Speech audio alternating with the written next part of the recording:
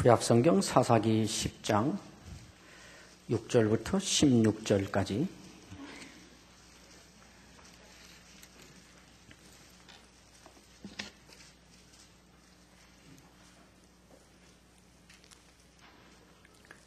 이스라엘 자손이 다시 여호와의 목전에 악을 행하여 바알들과 아스타롯과 아람의 신들과 시돈의 신들과 모압의 신들과 암몬 자손의 신들과 블레셋 사람들의 신들을 섬기고 여호와를 버리고 그를 섬기지 아니하므로 여호와께서 이스라엘에게 진노하사 블레셋 사람들의 손과 암몬 자손의 손에 그들을 파심해 그 해에 그들이 요단강 저쪽 길르앗에 있는 아모리 족속의 땅에 있는 모든 이스라엘 자손을 쳤으며 18해 동안 억압하였더라. 암몬 자손이 또 요단을 건너서 유다와 베냐민과 에브라임 족속과 싸움으로 이스라엘의 곤고가 심하였더라. 이스라엘 자손이 여호와께 부르짖어 이르되 우리가 우리 하나님을 버리고 바알들을 섬김으로 주께 범죄하였나이다 하니 여호와께서 이스라엘 자손에게 이르시되 내가 애굽 사람과 아모리 사람과 암몬 자손과 블레셋 사람에게서 너희를 구원하지 아니하였느냐. 또 시돈 사람과 아말렉 사람과 마온 사람이 너희를 압제할 때에 너희가 내게 부르짖음으로 내가 너희를 그들의 손에서 구원하였거늘 너희가 나를 버리고 다른 신들을 섬기니 그러므로 내가 다시는 너희를 구원하지 아니하리라. 가서 너희가 택한 신들에게 부르짖어 너희의 환난 때에 그들이 너희를 구원하게 하라 하신지라. 이스라엘 자손이 여호와께 여쭈되 우리가 범죄하였사오니 주께서 보시기에 좋은 대로 우리에게 행하시려니와 오직 주께 구하옵나니 오늘 우리를 건져내옵소서 하고 자기 가운데에서 이방신들을 제하여 버리고 여호와를 섬김에 여호와께서 이스라엘의 곤고로 말미암아 마음에 근심하시니라. 아멘. 하나님께서 430년 동안 애굽에서 막노동을 하며 압제당하며 사는 이스라엘 백성을 찾아오셔서 드디어 그들을 애굽으로부터 건져내실 때에는 하나님의 매우 독특하고 또 원대한 계획이 있으셔서 그랬습니다. 광야로 끌어내셔서 하나님께서 너는 내 백성이 되고 나는 너희 하나님이 되리라. 나는 너의 하나님이 되고 너희는 내 백성이 되리라 하는 이 독특한 공식화된 말로 압축해서 그 관계를 선포하시고 이제 젖과 꿀이 흐른다는 땅, 크고 광대하다는 땅, 아름다운 땅, 그것으로 데려다가 그 안에 집어넣어 놨습니다. 하나님은 그 땅에서 대대로 약속해왔던 그 약속을 그곳에 성취하며 그곳에서 이 백성들이 하나님의 언약 백성된 사람들의 삶이 얼마나 멋진가, 하나님은 그 백성의 하나님이신 것이 얼마나 위대한 일인가 하는 것을 만방에 펼쳐 보이며 그 삶을 살아내는 장으로 그것을 만들 참이었습니다. 그리고 그것을 기대하셨습니다. 그러나 우리가 본 대로 이 이스라엘 백성은 그곳에 들어간 첫 세대 여호수아와 그 세대가 죽고 그 다음 세대로 이어지면서부터 계속해서 언약 백성으로서의 삶을 다 던져버리고 철저하게 350년 이상 가나안화하는 과정을 겪고 말았습니다.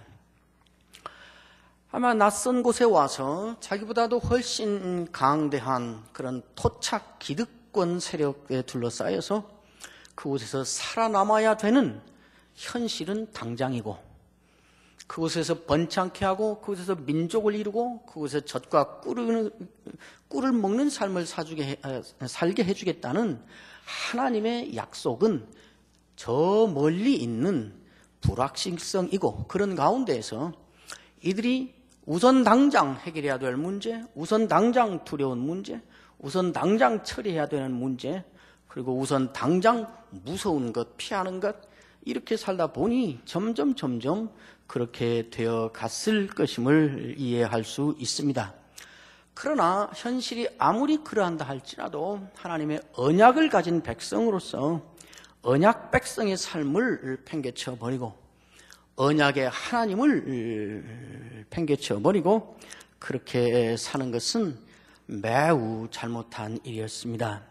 그래서 그들이 그런 모습으로, 그런 원리로, 그런 정신으로 그 세대에 영합하여 그렇게 흡수되면서 살아가는 그 세월은 참으로 고달픈 것이었습니다. 그들은 갈수록 더 악해졌고, 그들은 갈수록 더 큰 고통을 당해야 됐고, 하나님과는 점점 더 심각하게 등을 돌리며 역사를 이어가게 됐습니다. 결국 그들이 만들어낸 세상은 하나님의 왕되심을 무시하고 각각 제 소견에 옳은 대로, 제 맘 내키는 대로, 저 하고 싶은 대로 그렇게 사는 것이 자연스러운 그러한 세상 천지를 만들어 버리고 말았다는 것을 사사기가 일관되게 시종일관 밝혀서 우리에게 드러내 보여주고 있습니다. 그러나 사사기에는 그것만이 있는 것이 아닙니다. 마치 사사기 안에는 큰 강이 도도히 흐르는 것처럼, 그런 강처럼 세 개의 큰 강이 처음부터 끝까지 계속 흐르고 있다는 것을 우리가 볼 수 있습니다. 그 중에 하나, 언약 백성으로서 언약을 팽개치고 언약의 하나님을 등지고 사는 인간들은 어떤 역사를 만들어내는가? 그들은 어떻게 악해지고 있고 더 악해지고 있는가? 그 모습을 보여주는 것이 큰 하나의 강이었다면, 나머지 두 개의 강은 이런 상황 가운데에서 하나님은 어떤 분인가, 하나님은 도대체 누구이신가 하는 것을 동시에 사사기는 우리에게 보여주고 있습니다. 두 가지 하나님에 대한 참 놀라운 사실을 처음부터 끝까지 계속해서 사사기는 큰 강물을 흘려내듯이 이렇게 흘려내며 보여주고 있는데, 그 중에 하나가 하나님의 긍휼입니다. 긍휼의 하나님을 계속 보여주고 있습니다.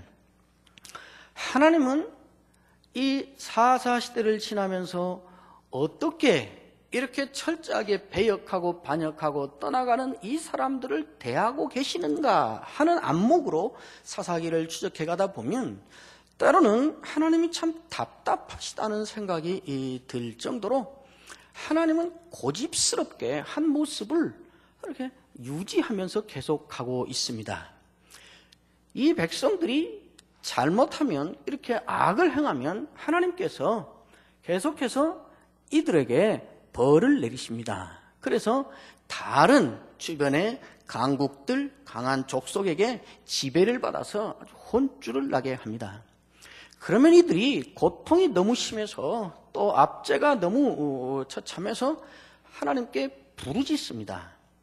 그러면 하나님께서 그들이 부르짖으면 꼭 오셔서 사사를 일으키십니다. 그래서 이들을 구출해 내십니다. 이 일을 12번을 반복하시는 것입니다. 그런데 한 번도 이 백성이 부르짖고 하나님이 그것을 면하게 해주시면 바꿔지는 법이 없습니다. 제자리에 그대로 있는 것 정도가 아니라 갈수록 더 악해집니다. 이 사사기를 연구하는 학자들은 그 사사기의 가장 중요한 주제 가운데 하나를 이렇게 하강 효리인데 점점 더 커지는, 그러니까 악해지고 더 악해지고, 삼손 시대쯤 오면 부르짖지도 않으십니다. 그냥 하나님이 알아서 삼손을 미리 내시지 부르짖지도 않아요. 점점 더 악해져요. 그러니까 하나님은 매번 헛수고하고 있는 것입니다. 하나님도 그걸 아세요. 근데 계속 또 속는지 뻔히 알면서 계속 이들이 죽겠다 하면 사사를 내십니다. 계속 이들이 와서 부르짖었다 그러는데, 그 부르짖었다는 말은 이들이 와서 회개했다는 말이 아니고, 죽겠다고 못 살겠다고 힘들다고 아우성치고 소리를 질렀다는 말이지 전혀 회개하고는 상관없는 그러한 부르짖음인데, 하나님이 그렇게 하면 꼭 사사를 보내세요. 좀 귀찮으시겠지만은 제가 거짓말을 하고 있지 않다는 것을 증거하기 위해서 한번 실제로 한번 하나씩 보실래요? 3장 9절.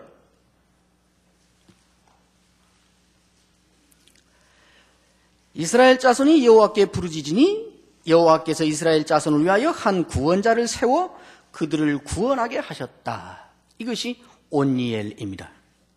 3장 15절 이스라엘 자손이 여호와께 부르짖으니 여호와께서 그들을 위하여 한 구원자를 세우셨다. 이것이 에훗입니다. 4장 3절 야빈 왕은 철병거 900대가 있어 20년 동안 이스라엘 자손을 심히 학대하였으므로 이스라엘 자손이 여호와께 부르짖었더라. 그래서 하나님이 일으켜 세운 사사가 드보라입니다. 6장 7절 이스라엘 자손이 미디안으로 말미암아 여호와께 부르짖었으므로 그래서 등장한 사사가 기드온입니다. 7장 2절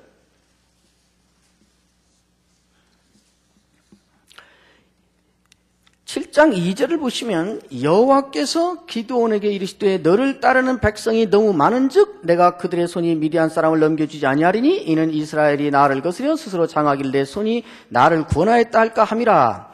하나님이 매우 염려하시면서 그러나 여전히 일을 하시는데 이스라엘 백성을 구원할 방도를 이 사람을 통해서 일으켜 만들어내시고 계십니다. 계속해서 보시면 이것이 반복됩니다. 그리고 부르짖었더니 사사를 일으켜서 저들을 구원했다. 그리고 지난주에 보았지만은 그 사사가 20년 사사하고 죽었다. 그러면 바로 이어지는 다음 절은 이스라엘이 다시 여호와께 악을 행했다. 그 다음에 또 사사 죽으면 이스라엘이 또 여호와께 악을 행했다. 악을 행하면 하나님은 그들을 누구에게 파시고 누구에게 넘기시고 그러면은 그들은 압제를 견디지 못해서 하나님께 와서 다시 부르짖고 그렇게 합니다. 오늘 우리가 읽은 이 사사기 10장의 말씀도 그런 과정 중에 한 말씀이지요. 이 말씀은 매우 외형적으로 언뜻 보면 다른 때와 달리 이스라엘이 드디어 회개를 하는 것처럼 보입니다. 여기에만 유난히 나오는 말인데 이스라엘 6절에 보면 이스라엘 자손이 다시 여호와의 목전에 악을 행하여 바알들과 아스타롯과 아람의 신들과 그 7개 신을 동시에 섬깁니다. 여호와께서 이스라엘에게 진노하셔서 블레셋 사람들의 손과 암몬 자손의 손에 그들을 파셨다. 그랬었더니 그들이 18년 동안을 억압하였고 또 그들의 곤고가 심하였다. 그리고 10절입니다. 이스라엘 자손이 여호와께 부르짖어 이르되 우리가 우리 하나님을 버리고 바알들을 섬김으로 주께 범죄하였나이다. 아니 여호와께서 이스라엘 자손에게 이르시되 내가 애굽 사람과 아모리 사람과 암몬 자손과 블레셋 사람에게서 너희를 구원하지 아니하였느냐? 또 시돈 사람과 아말렉 사람과 мя온 사람이 너희를 압제할 때에 너희가 내게 부르짖음으로 내가 너희를 그들의 손에서 구원하였거늘 너희가 나를 버리고 다른 신들을 섬기니 그러므로 내가 다시는 너희를 구원하지 아니하리라. 가서 너희가 택한 신들에게 부르짖어 너희의 환난 때에 그들이 너희를 구원하게 하라 하신지라. 이스라엘 자손이 여호와께 여쭈되 우리가 범죄하였사오니 주께서 보시기에 좋은 대로 우리에 행하시려니와 오직 주께 구하옵나니 오늘 우리를 건져내옵소서 하고 이방 신들을 제하여 버리고 여호와를 섬겼다. 이렇게 말하고 있습니다. 처음으로 그리고 유일하게 이들이 부르짖었다는 말만이 아니라 이들이 한 행동과 한 말을 구체적으로 자세하게 써놓은 대목입니다. 사사 입다를 내세우기 직전에 일어난 일이지요. 얼른 보면 참 이상합니다. 이들이 와서 회개하는 것처럼 이렇게 말하는데 하나님이 그것을 거부하십니다. 그걸 듣지 않으세요. 그리고는 심지어 하나님이 빈정대듯이 너희들 이 신 섬기고 저 신 섬기고 다 그랬잖아. 가서 걔들 보고 도와달라고 그래. 걔들 보고 구원해달라고 그래. 왜 나한테 와서 그래? 그렇게 하고 거부합니다. 그러니까 이들이 계속 또 매달려서 살려달라고 이렇게 몸짓을 취합니다. 하나님은 왜 이들에게 이렇게 하시는가? 이것이 이들이 진정으로 하나님께 내어놓는 회개가 아니어서 그렇습니다. 회개로 인정하지 않는 것입니다. 말하자면 이런 식이죠. 이거 해보고 저거 해보고 다 안 되는데 지금 상황은 급하고 다 죽게 됐으니까 그냥 아무거나 불러보는 것입니다. 그냥 이것도 불러보고 용왕님, 산신령님, 산님 다 불러보고 하여튼 이거 너무 급하니까 압제가 너무 심하고 너무 상황이 힘드니까 하여튼 이것은 면하자. 이것을 어떻게 피해보자. 그래서 하나님 앞에 와서 그러는 것입니다. 하나님 그러니까 걔한테 해달라. 너 걔들 섬겼잖아. 걔들한테 가서 너 구해달라고 그래. 그리고 하나님이 시큰둥하고 그것을 받아들이지를 않습니다. 그러니까 이들은 계속 매달리고 있지요. 회개하고 있는 것이 아니라 하나님이 다 알고 있습니다. 내가 그렇게 해주면 너희들은 일단 문제가 해결되고 나면 다시 또 나를 언제였냐 하듯이 다시 버려버릴 존재들이다. 내가 그것을 한두 번 당했느냐 이런 식이에요. 다 알고 있다는 거지 하나님이. 그래서 그들을 들어주지 않습니다. 그런데 16절에 보면 자기 가운데서 이방신들을 제하여버리고 여호와를 섬기매 여호와께서 이스라엘의 곤고로 말미암아 마음에 근심하니라 그럽니다. 하나님께서 마음에 근심을 하십니다.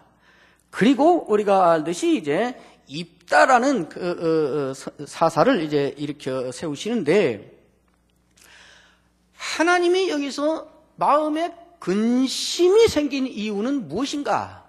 하나님이 입다를 내는 또 다시 일으키는 이유가 무엇인가? 이들이 이렇게 말했기 때문이 아니고 이들이 이런 몸짓을 취했기 때문이 아닙니다. 하나님은 왜 근심하시는가? 거기 있는 대로 이들의 회개로 말미암아 하나님이 마음에 근심하셨다 하지 않고 이들이 한 행동을 보고 하나님께서 마음을 돌이켰다 하시지 않고 16절은 말하기를 이스라엘의 곤고로 말미암아 마음에 근심이 생기셨다고 말합니다. 하나님은 이스라엘이 당하는 그 고통 때문에 이스라엘이 당하는 그 괴로움 때문에 마음이 근심이 생기셨다고 말하고 있는 것입니다. 그러니까 저들이 매번 부르짖는데 그것이 거짓이고 이번에 해결해주면 도로 제자리로 갈 것이고 이번에 처리해주면 도로 언제였냐는 듯이 다시 원점으로 가서 또 배반할 거고 그럴 줄을 뻔히 알면서 심지어는 회개의 몸짓까지 외형까지 취하면서 이렇게 하고 있지만은 사실은 그것도 다급해서 내놓는 또 하나의 임시 방편이고 이 문제 해결되면 또 다시 돌아갈 것이라는 것을 뻔히 알면서도 계속 이렇게 하고 있다 그 말입니다.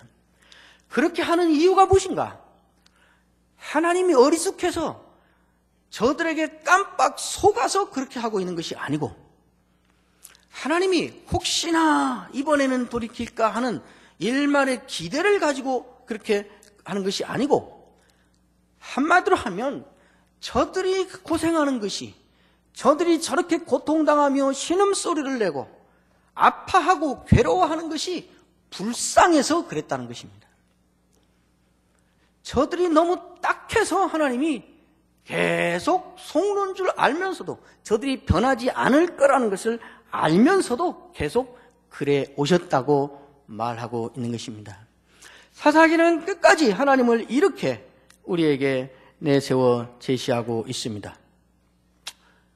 무엇을 말하고자 하는 것인가? 하나님은 왜 이렇게 바보 같은 짓을 하고 있는 것인가? 저들만큼도 머리가 안 돌아가시는 것인가? 그렇게 사람을 파악을 못하시는 것인가?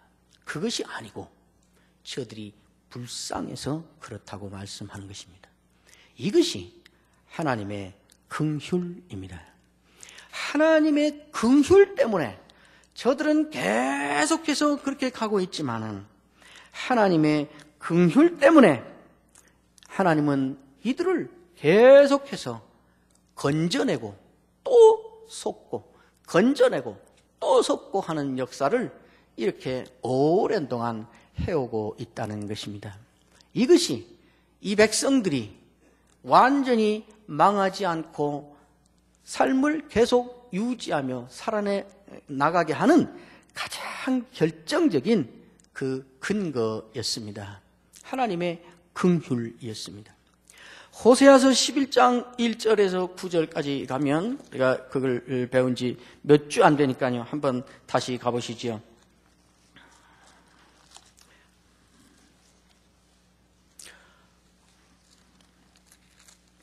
호세아서 11장 1절에 9절 가면 하나님의 이 긍휼이 얼마나 지독한가 하는 것을 우리에게 말씀해 주고 있습니다.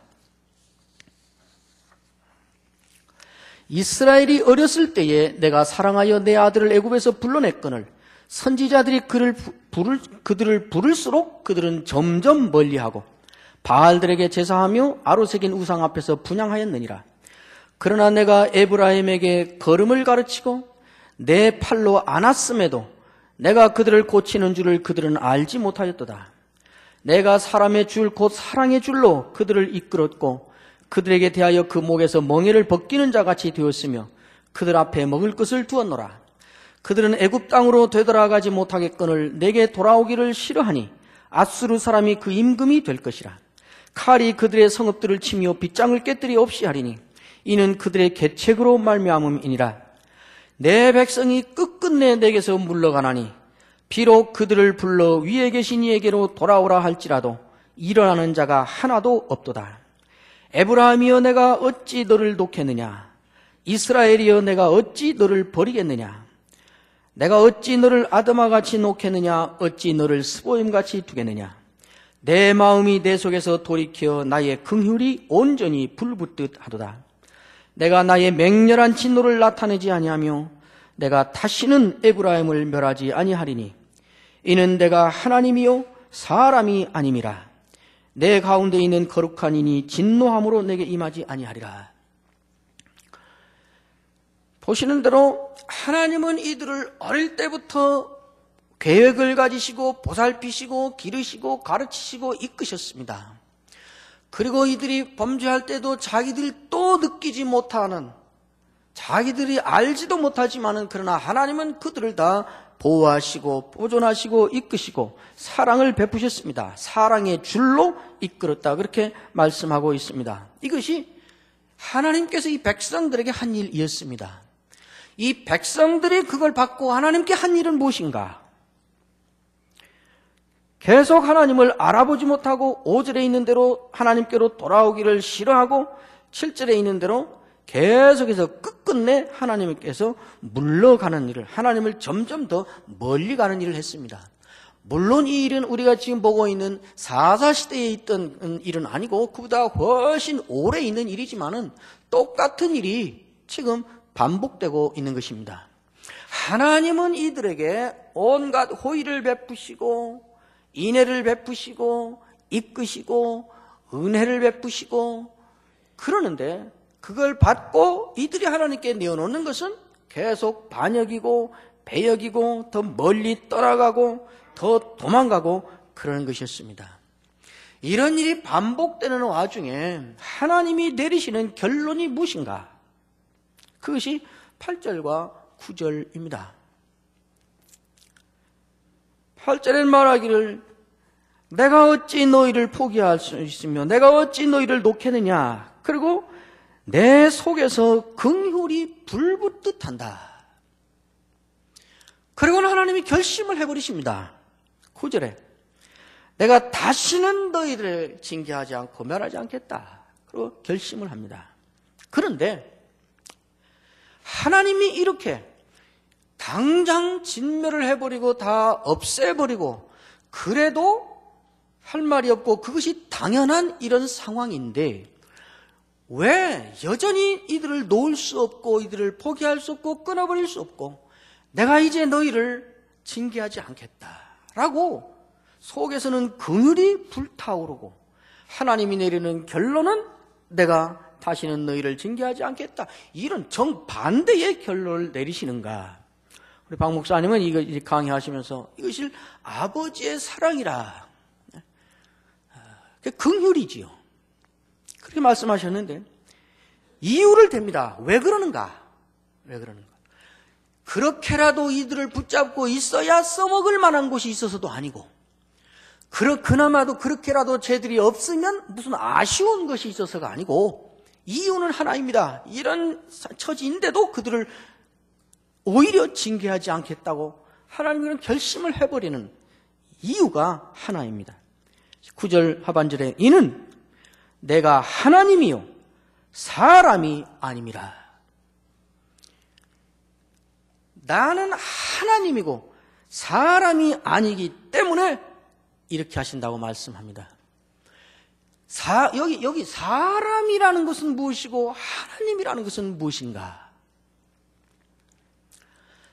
나는 사람이 아니라는 말은 나는 상대방이 나에게 어떻게 하는가에 따라서 내가 어떻게 반응할 건가를 결정하는 존재가 아니고, 나의 처신이, 나의 행동이 상대방의 나에 대한 행동에 얽매이거나 영향을 받는 자가 아니고, 나는 상대방이 내게 어떻게 하든지 간에 나의 나됨대로 나는 가는 존재이기 때문에 그렇다, 이렇게 말하고 있습니다. 이 하나님이기 때문에 그런다라는 말에 담겨있는 그 핵심이, 하나님이심이라는 것의 핵심이 그 마음에서 불타오른다는 긍휼을 말하고 있는 것입니다. 이 말씀을 마태복음 5장에 가시면 좀 더 구체적으로 우리에게 말씀하고 있습니다. 마태복음 5장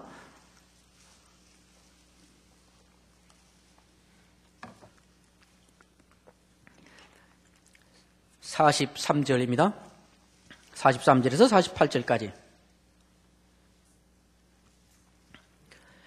또 내 이웃을 사랑하고 내 원수를 미워하라 하였다는 것을 너희가 들었으나 나는 너희에게 이르노니 너희 원수를 사랑하며 너희를 박해하는 자를 위하여 기도하라.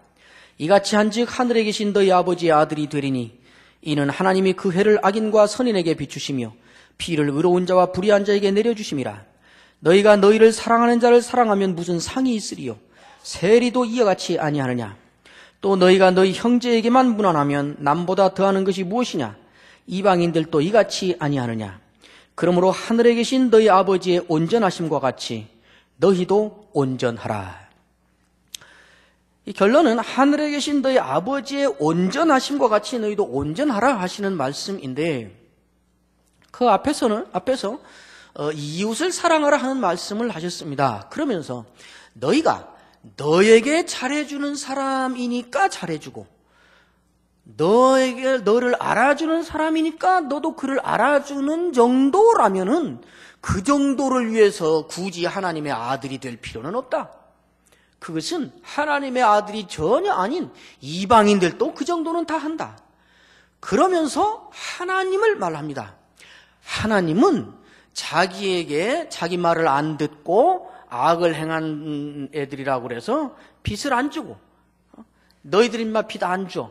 그러니까 너희들은 빚 없이 살고 너희들만 빚 줄게. 그리고 너희들은 빚 안 줘. 그러니까 너희들은 빚 없어. 그리고 걔들만 쏙 빼고 그 주위에는 다 빚 주고. 그런 적이 있느냐? 하나님은 그러지 않다는 것입니다. 하나님의 온전하심과 같이 너희도 온전하라 할 때 이 하나님의 온전하심이라는 것은 무엇을 가지고 말하는가? 이걸 말하고 있습니다. 하나님은 그 사람이 자기에게 어떻게 하는가에 하나님이 하실 행동을 영향받지 않는다는 것입니다. 그냥 하나님의 하나님이신 대로 간다는 것입니다. 그것을 하나님의 온전함이라 그랬습니다. 그러니까 너에게 너 잘해주는 사람인가 안 해주는가, 너에게 무엇을 사줬는가, 너에게 무슨 말을 했는가와 상관없이 하나님의 아들이니까 하고 그냥 거기서 영향받음이 없이 하나님의 아들처럼 한다면 네가 하나님이 되고 있다고 말하는 것입니다. 하나님이 네가 지금 되고 있는 거라고 그렇게 말씀하고 있는 것입니다. 이것이 무엇입니까? 하나님의 긍휼을 말하고 있는 것입니다. 야고보서 1장 10절에 가면 하나님은 회전하는 그림자도 없으시다 이렇게 말하고 있습니다. 하나님이 무슨 투명이어서 막 돌아가는데도 그림자가 안 생긴다는 말이 아니고 그 어느 피조물도 하나님의 하나님 되심, 여기에서 하나님도 그 앞에서 선물을 주시고 은혜를 베푸시는 하나님을 말하고 그렇게 말하고 있습니다. 그러니까 하나님이 긍휼의 하나님이라는 것, 하나님은 긍휼을 베푸시는 하나님이라는 것을 어떤 인간도 무슨 짓으로든지 손상시킬 수 없고 그것에 그림자를 만들 수 없다는 말을 그렇게 하고 있습니다. 사사기가 처음부터 이 이스라엘 백성이 언약을 파기하고 악하게 행해서 사람이 얼마나 악해질 수 있는가, 사람이 하나님을 어떻게 등지고 그래서 어떤 인생을 살아가게 되는가라는 점을 밝히 보여줌과 동시에 한쪽에서는 하나님은 그래도 이들을 어떻게 긍휼로 대하시는가, 하나님은 이들을 어떻게 긍휼의 하나님으로 계속 이들을 대하시는가, 너희들은 계속해서 나의 백성이 아닌 삶을 고집부리고 요지부동이지만은 나는 계속해서 너희 하나님이라는 것을 요지부동으로 나는 가겠다. 너희는 내 백성이요 나는 너희 하나님이라 라는 이 언약관계 아래서 너희들은 계속 그걸 깨뜨려 버리고 하나님의 백성이 아닌 삶을 계속 살고 있지만은 그대로 살 테면 살아라. 나는 그래도 여전히 너희의 하나님으로서 계속 살아가겠다. 나는 여전히 너희의 하나님으로 계속 너희를 대하겠다 하고 고집을 부리고 요지부동으로 있는 것입니다. 이것이 하나님의 긍휼입니다. 우리가 이 하나님의 긍휼 때문에 살고 있다고 말씀하고 있는 것입니다. 하나님이 우리의 처지를 너무 불쌍하게 여겨주셔서 당연히 하실 일이지만은 그것을 하지 않고 우리를 구원해 주시는 그 긍휼 때문에 우리가 살고 있다고 말씀합니다. 하나님은 긍휼의 하나님이십니다. 하나님의 이 긍휼하심 때문에 우리는 하나님께로 언제라도 돌아가기도 하고 하나님께 매어달리기도 하는 것입니다. 이것이 이제 우리가 룻기를 보면 알겠습니다만은 룻기에 매우 중요한 주제가 되고 있습니다. 또 하나의 주제는 큰 강물, 두 번째 하나님에 대한 강물 하나는 하나님이 역사의 주인이시다 하는 것입니다. 다시 보시면 매번 하나님께서 이렇게 하고 있다는 것을 일관되게 아주 고집스럽게 사사기는 계속 밝히고 있습니다. 1장 4절에 보면 유다가 올라가며 여호와께서 가나안 사람과 브리스 사람을 그들의 손에 붙이셨다. 그래서 그들이 베색에서 1만 명을 죽였다. 1장 19절 상반절에도 여호와께서 유다와 함께 계셨으므로 그가 산지 주민을 쫓아내었다. 2장 14절에도 여호와께서 이스라엘에게 진노하사 노략하는 자의 손에 넘겨주었다. 모든 대적의 손에 팔아 넘기셨다. 3장 8절에도 여호와께서 구산 리사다임의 손에 파셨으므로 이스라엘 자손이 구산 리사다임을 8년 동안 섬겼다. 3장 10절에는 여호와께서 메소포타미아 왕 구산 리사다임을 사사 온니엘의 손에 넘겨주심에 온니엘의 손이 구산 리사다임을 이겼다. 3장 12절에도 이스라엘 자손이 여호와의 목전에 악을 행함으로 여호와께서 모압 왕 에글론을 강성하게 하셨다. 4장 2절에도 여호와께서 하솔에서 통치하는 가나안 왕 야빈의 손에 그들을 파셨다. 4장 23절에 이와 같이 이날에 하나님이 가나안 왕 야빈을 이스라엘 자손 앞에 굴복하게 하셨다. 계속해서 하나님이 이스라엘이 가나안을 이길 때도 4장 2절에 보면 여호와께서 야빈의 손에 이스라엘을 팔았다. 그래서 야빈이 이겼습니다.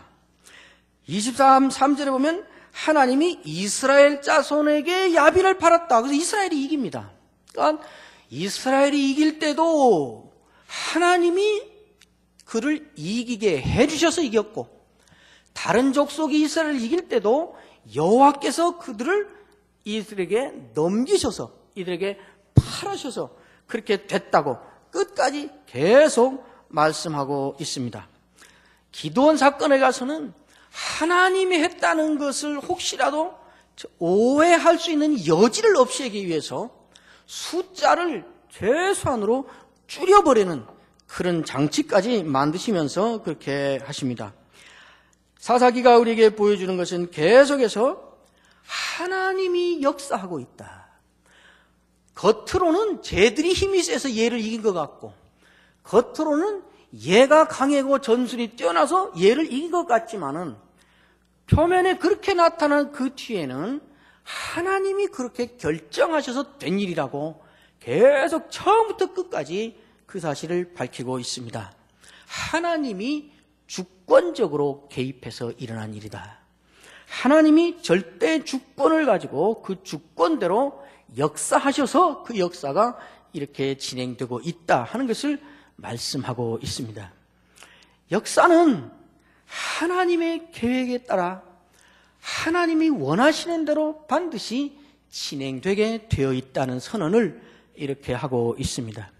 하나님이 역사를 주관하고 하나님이 역사를 다스리며 이끌고 계신다는 이 사실과, 하나님은 긍휼의 하나님이시요 긍휼을 베푸시는 분이라는 이 두 사실이 기가 막히게 이게 엉키고 하나로 융합이 되므로 여기에서 놀라운 사건이 계속 일어나고 있는 것입니다. 하나님이 역사를 주관하고 다스리고 있다는, 하나님이 주권적으로 역사에 개입하시고 간섭하시고 이끌고 가시고 있다는 이 사실이, 하나님이 이런 지경인데도 그것을 다 받아들이시고 구원하시는 긍휼을 베푸신다는 하나님의 그 긍휼이 단순히 아무렇게나 해도 괜찮고 무슨 짓을 하든지 다 받아주는 방종이나 그저 내 방치하는 것이나 버려두는 그런 긍휼이 안 되도록 하는 것이 하나님의 이 주권적인 역사 개입입니다. 하나님이 긍휼의 하나님이라는 이 사실이, 하나님이 절대 주권을 가지고 행하시는 그 주권의 행사가 횡포나 포행이 아닌 사랑의 주권 행사라는 보장을 하고 있는 것입니다. 우리 하나님은 주권을 가지고 마음대로 하고 싶은 대로 휘두르는 전횡하는 주권자가 아니라 긍휼을 가지신 긍휼의 하나님이요, 긍휼을 베푸신 하나님은 그러나 언제까지든지 무슨 짓을 하든지 그냥 허허하며 괜찮고 그냥 넘어가주고 그런 하나님이 아니고, 참아주고 기다려주고 인내하고 용납하고 하지만은, 그러나 하나님 편에서 어디론가 반드시 끌고 가고야 말고 어디론가 목적지가 있고 반드시 그것을 이루어내고야만은 하나님의 주권을 가지고 긍휼을 베풀고 있다는 이 사실을 우리에게 분명히 말하고 있는 것입니다. 하나님이 우리에게 긍휼을 베풀 때, 이스라엘 백성에게 이렇게 긍휼을 베푸실 때에 매번 똑같은데, 그렇게 용서하고 구원해주도 아무 털끝만큼도 변한 것도 없는데 계속 그렇게 긍휼을 베풀므로 무슨 일이 일어나는가? 하나님은 그냥 내방쳐놓고 있는 것이 아닌가? 우리는 그냥 그러면 무슨 짓인지 하고 그냥 돌아서도 괜찮은 거 아닌가? 이럴 수 없다 그 말입니다. 하나님이 그렇게 긍휼을 베푸실 때는, 박 목사님께서 하나님 나라 이야기하실 때 강주에서 몇 주 전에도 몇 차례 얘기하셨지만은, 이게 협박하고 위협하고 강제력을 동원해서 원하는 그 시점에 단칼에 뒤집어버리는 그러한 통치가 아니고 은혜의 통치다. 은혜라고 하는 것은 아무렇게나 해도 괜찮고 용납이 되는 것이 아니고, 하나님께서 마침내 만들어내버리고야 말, 마침내 올려놓고야 말, 그 목표와 그 수준과 그 장소와 그 모습이 하나님께 분명히 있지만은 그것을 기다려주면서 그것을 때로는 참아주면서 그러나 끝까지 그것을 만들어내버리고야 만다는 열심을 포기하지 않은 채 이들을 이끌고 가는 긍휼의 통치로 우리를 다스리고 있다는 점을 말씀하고 있습니다. 이스라엘 백성은 하나님이 계속 용납할 것입니다. 이후에 왕국이 생기고 결국 말 안 듣고 계속 멀리 가고 가서 그러다가 그들은 결국 나라가 바벨론에게 멸망당하기도 할 것입니다. 그러나 하나님께서 그런 멸망의 과정을 통과하면서까지라도 결국은 이들을 하나님의 언약 백성다운 족속으로 하나님의 의도하셨던 언약 백성의 모습으로 결국은 이루어내고야만은 주권의 행사를 포기하지 않으시고 이들에게 긍휼로 대하고 있다는 말씀입니다. 이것을 우리는 룻기에 가서도 더 분명하게 볼 수 있게 될 것입니다. 이런 하나님의 긍휼이 우리를 붙잡고 있습니다. 이런 분명한 의도를 가지고 끝끝내 그것을 이루고야 말 고집과 열심을 가지고 계시는 이 하나님이 우리의 왕이신 것입니다. 그러므로 하나님을 왕으로 이제 인정하고 모시고 그 왕의 그 백성답게 살기로 작정하는 우리의 모습이 있기를 원하고 있는 것입니다.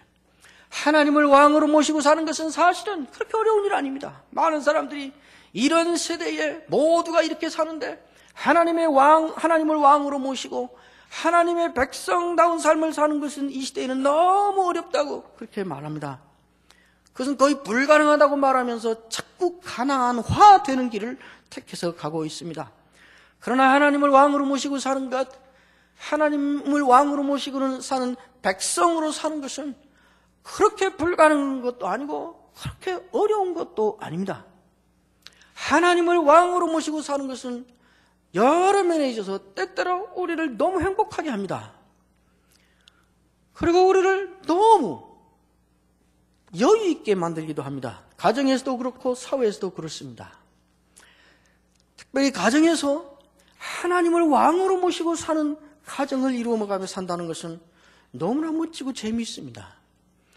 저는 자라면서 최근까지도 모태 신앙으로 태어나 자라면서 신앙으로 살려고 애쓰는 부모 밑에서 자란다는 것이 얼마나 복된가 그런 생각을 평생 하면서 살았습니다.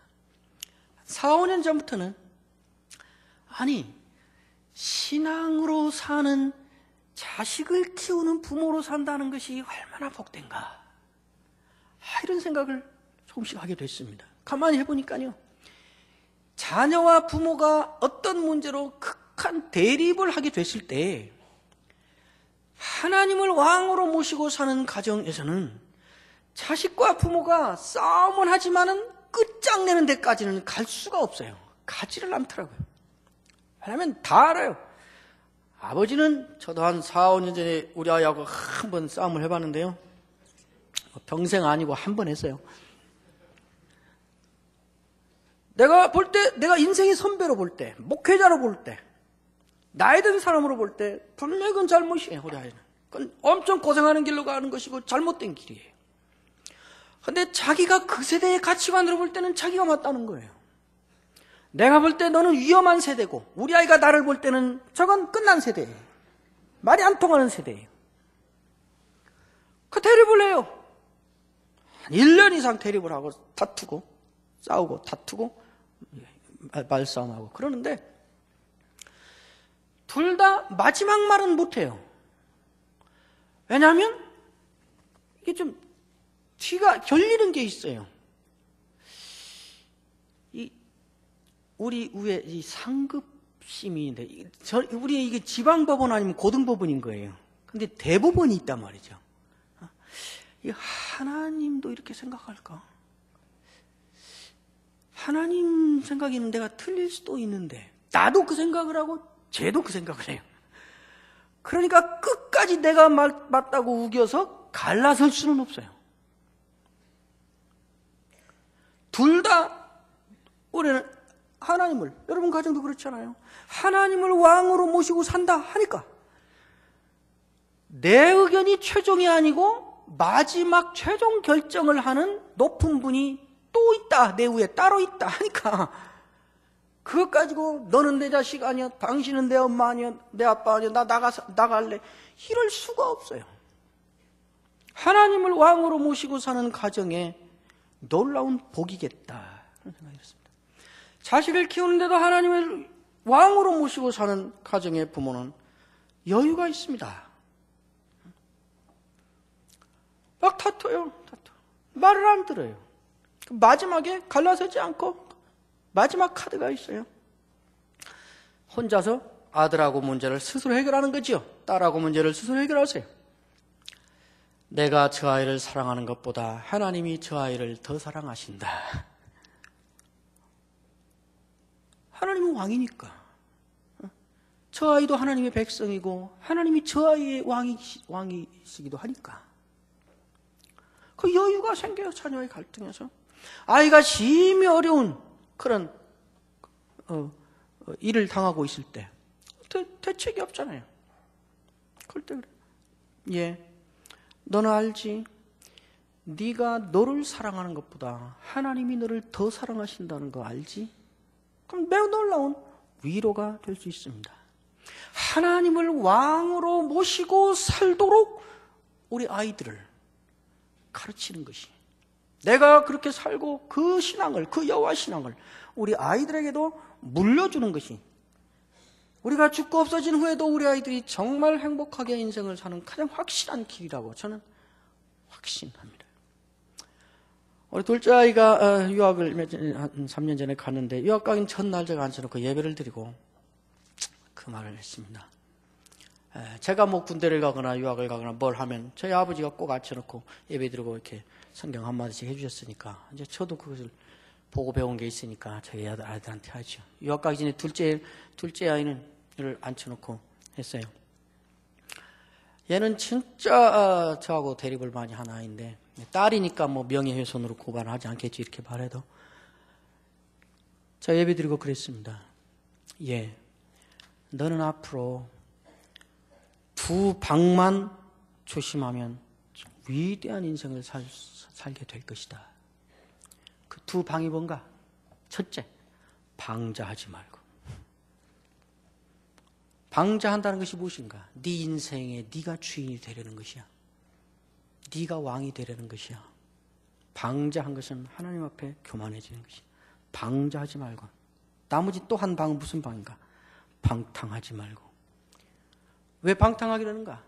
하나님이 네 인생에 어떤 의도를 가지고 계시고 네 인생에 대한 하나님이 어떤 기대를 가지고 있다. 그러므로 너는 하나님께로부터 부여받은 어떤 네 인생을 어떤 책임이 있다는 생각을 하지 않고 무책임하게 사는 것이 방탕이다.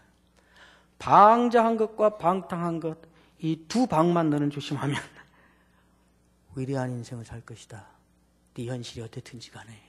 그렇게 해서 보냈습니다. 결국 무엇일까요? 하나님을 우리의 왕으로 인정하고 하나님을 왕으로 모시고 살아야 된다는 말씀입니다. 하나님은 언제나 주권을 가지고 행하시며 긍휼을 베푸시는 우리의 왕이십니다. 이 왕과 함께 나는 너의 하나님이 되고 너는 내 백성이 되리라 하신 언약을 가지고 고집스럽게 그 언약에 성실하신 우리 하나님의 백성으로 멋진 삶을 사는 우리가 되기를 바랍니다. 기도하겠습니다.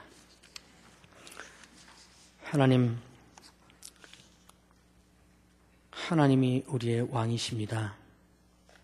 현실은 언제나 눈앞에 있고 하나님의 언약은 저만치 멀리 있어서 우리는 자주자주 하나님을 제껴놓고 우선 현실의 문제를 해결해 줄 다른 신들을 쫓아가곤 합니다.